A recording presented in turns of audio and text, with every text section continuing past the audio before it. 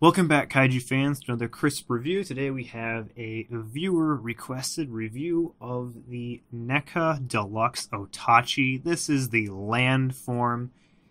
This is a giant figure. So since I didn't bring the box with me when I moved to my new apartment, I won't be able to show you that, but trust me, you're not missing out on a bunch. It's literally just a blue plastic box that has the picture of the figure with a giant window so you can see the figure. So, yeah, wow, crazy.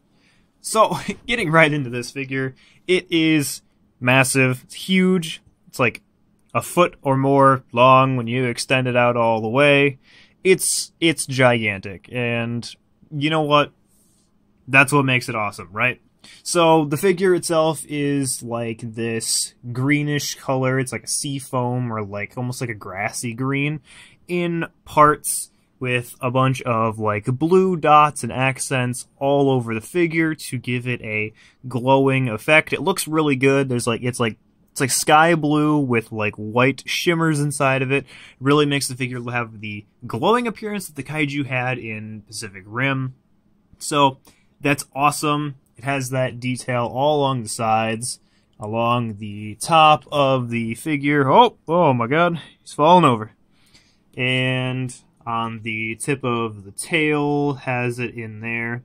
And then along the bottom we get dots all over the place. And then we get kind of like the kaiju weird tribal texture with its cuts in it from being at a fight with the Jaegers. So that's really cool. And then we can look inside of the old mouth-a-roni here, where we got more glowing blue goo and the tongue with the dots. So awesome painting inside of the mouth. We got some more eye dots painted on up here that look super good. That's definitely a strong suit of these deluxe kaiju by NECA. Is their painting is usually super good.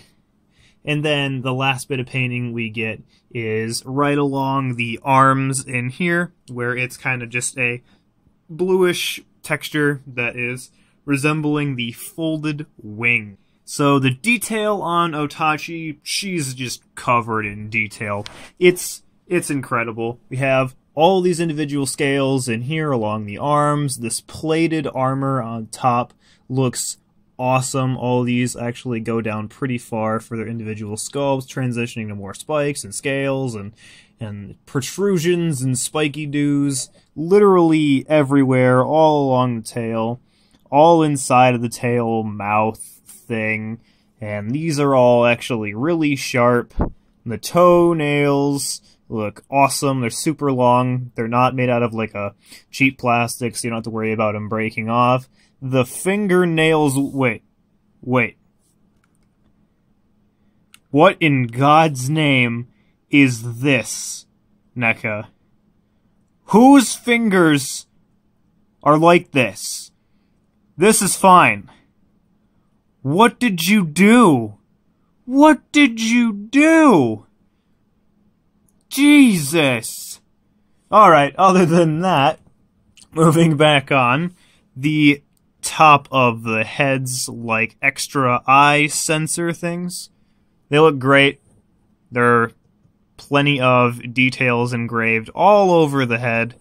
This figure's detail is pretty crazy. I'm not gonna lie, that's why I knew I needed this thing. All the teeth individual on the top and lower jaws. I have paint coming off on my fingers, so that's clearly a problem I've never had to address before, is paint literally coming off with minimal interaction, so keep an eye out for that, I guess. There is the little dot things on the front of the mouth, or the front of the face, I guess, where, I don't know, you'd almost call them nostrils. These kaiju are so hard to, like, anatomically define, so it's hard. It's just, oh my god, there's so much detail. It's hard to describe it.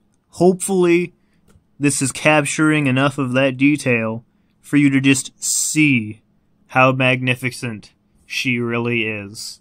So, from that, we'll move into the articulation of the figure, which is crazy. One of the things is this figure is really heavy and top heavy, so the joints get loose and it flops over quite a bit, but we'll work around that. So the head, it's got this like ball jointed swivel kind of thing. The lower jaw, obviously you can split it open and then move it up and down. Super cool. This chest segment is a double hinged ball joint, so you can move this around, twist it around, all that stuff. It's pretty stable. You shouldn't have to worry about that falling out. The arms right here are just a single rotation. They don't move right there. At the elbow, though, you get a bend, which is really nice, and then they will... It's almost like a hinged ball joint in there, so, you know, you get pretty good degree of motion. You don't have to worry about it not being able to pose at all. And then the little hand-doos that she's got, they can swivel back and forth and go all the way around. You get some clicks in there, so I wouldn't recommend doing that. I was just doing that for demonstration purposes. Moving down to the next section of the waist, kind of get... You get a little bit of motion right there. You see that? I don't know what you're gonna do with that, but you can do it. And then moving on to the leg here, we get some rotation right there. It's like, it's supposed to be a ball joint, but it's so restricted that you're really just gonna be able to move it like that. Knee is kind of the same situation. It's really, really limited. You can swivel it and you can bend it. And then the ankle here is the same situation as well, where it's just really stiff and hard to move. And then moving on to the tail, it's all segmented ball joints, so you can move this tail however you want, and it does a pretty good job of holding its position, but it'll flop over a little bit. And then lastly, the little claw thing. They're all on one mechanism, so if you close one, they all close. So that's a pretty interesting feature. You open one, they all open. You close one, they all close. So you can't individually position them, but that's a pretty cool feature, right? So you might be wondering, with such an extremely large and an amazing figure, what kind of dope accessories can come with such a magnificent piece? Well, you get a little tiny baby Otachi that's so tiny that you can set it on its head. It's really, really small, but hey, it's painted super good. Let's see if I can even get a focus on this thing. Oh yeah, check that out. It's autofocus already. Check that out. It's so small, and its arms actually rotate for some reason. So you can enjoy the glory of micro arm rotation, and I do believe its head will spin as well. Yep, its head will spin. But yeah, the detail on this is super good too for how small it is, I'm not gonna lie. They have all the little glowy dots. The inside of the mouth is painted. The eyes, you can see the little eye dots there. The umbilical cord is here wrapped around the neck. It's wow. You know, for how small this is, they put a lot of detail into this. They couldn't have just, you know, put that detail in where my fingers are ruined and broken and I need to go to the ER, but yeah, you know. So we'll just plop that there, and for the mightiest accessory of them all, the goo shot. So you get the goo, and what you do with the goo is you take your Otachi's tongue and you just rip it on out. Totally fine. Then you just forcibly jam the goo that doesn't fit inside the hole. And these teeth, oh my god, they hurt so bad.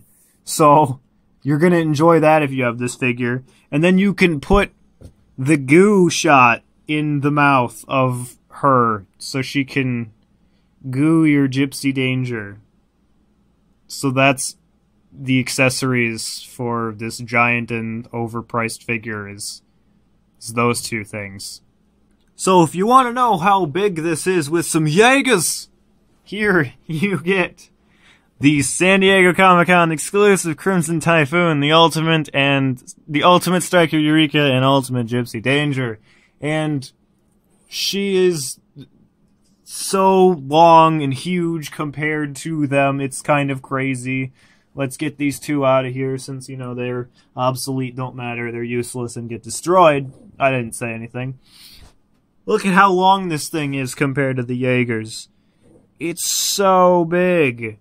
That's huge. Here's Otachi next to watch me try to balance Mutavore for 15 minutes in the position he's supposed to stand. So they're pretty closely to the same size. He's not as long and obviously cannot stand correctly at all. And then here is the little rubber baby Otachi that is totally in scale and bounces around a lot and super fun.